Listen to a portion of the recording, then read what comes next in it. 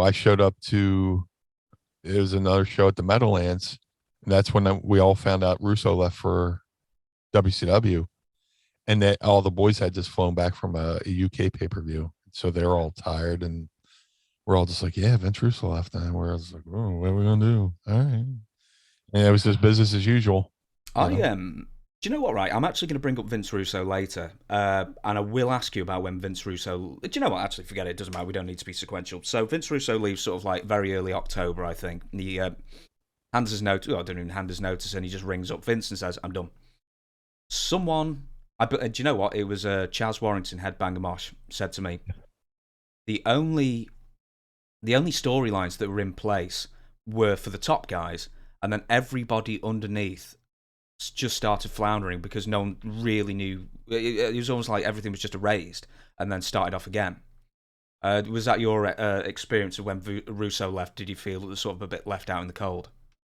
A little bit, a little bit. It just seemed well. Also, I was kind of a Vince Russo signing where he wanted to, when WWE was expanding their television and they needed more talent. They were going to have to do Sunday Night Heat and eventually, Raw, and then there was talks of SmackDown, and they needed more talent. So he was a big fan of ECW, and he brought me in. So it's kind of like when, if you're a recording artist and the guy who signs you to the label leaves the label, they usually get rid of all the recording artists that person brought in. So I was a Vince Russo signing, so I felt like kind of like, all right, this probably isn't good for me since he brought me in. But yeah, it felt like, a little bit, that, I was a little bit on the back burner. Hmm. It also didn't help that, my character wasn't created by them. If you're WWE created wrestler, then, they'll push you to the moon, or, well, they'll give you more opportunities.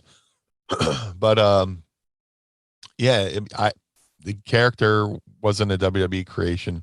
Vince Russo brought me in, but they tried. They sent me to Memphis for a little bit and to try to reinvent myself, but things didn't work out. But yeah, just and yeah, Vince Russo was a good guy to go to for me because you know uh, when Goldust stole Al Snow's head.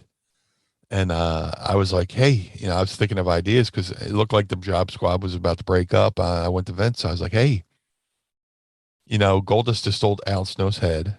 Goldust is the guy who's playing mind games with everybody. What if I brought back?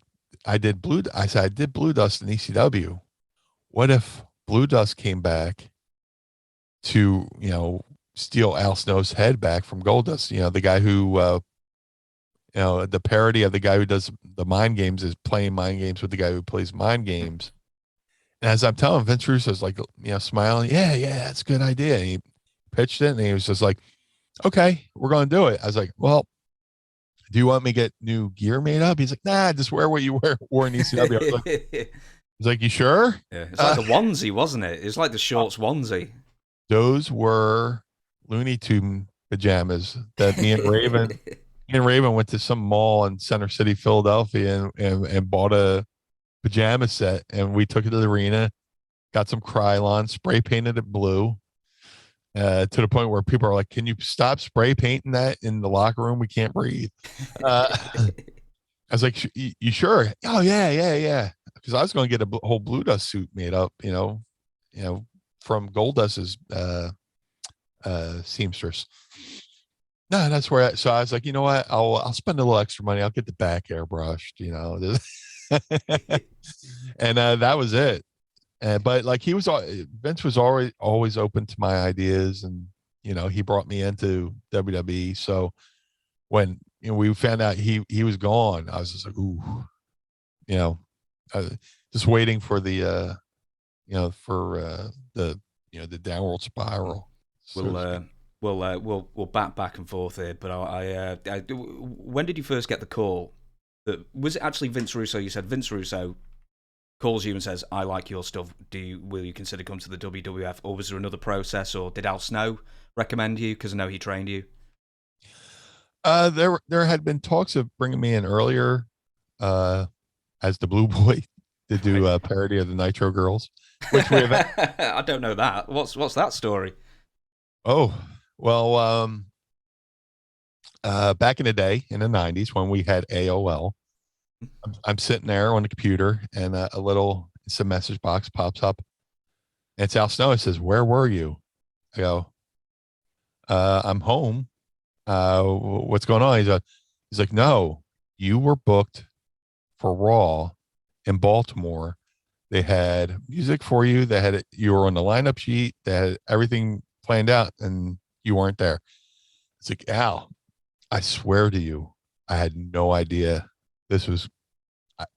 I I know nothing. He goes, "Okay." So he goes back and tells Vince Russo. He goes, Meanie was never told. Apparently, I was booked for Raw in Baltimore, um, and I was going to be the Blue Boy, come out as the Nitro Girl, as a parody of the Nitro Girls, whatever, but still be an ECW, kind of thing, just a little crossover. And Vince Russo was like, and Vince Russo had asked Candido. Candido went to Paul, said, "Hey," brought it up, and then they told WWE I was all on board, and they didn't tell me. So it was kind of like they were ribbing WWE, using me to rib WWE. So I found that out, and I was like, well, if my career's not totally ruined, next time they come calling, I'm going. I gotta go. Well, I probably would have went anyway, but I love ECW, but I have I had a family to support. And you're playing the But starving artist somewhat in ECW, aren't you? In comparison to the pay that WWF would have given you, surely. yeah, a lot of people say, a lot of wrestler goes, "Oh, I paid my dues." Well, when you know, not only do the wrestlers pay dues, but families pay dues. You know, my mom and my grandma. Well, I was raised by my mom, my grandparents, and my grandfather had passed, and we moved back to Philly from Jersey. It was rough. I was you know I had the wrestling habit, and they were supportive. So yeah, I was supposed to be Blue Boy and or yeah, Raw Boy. They're gonna bring me back as Raw Boy.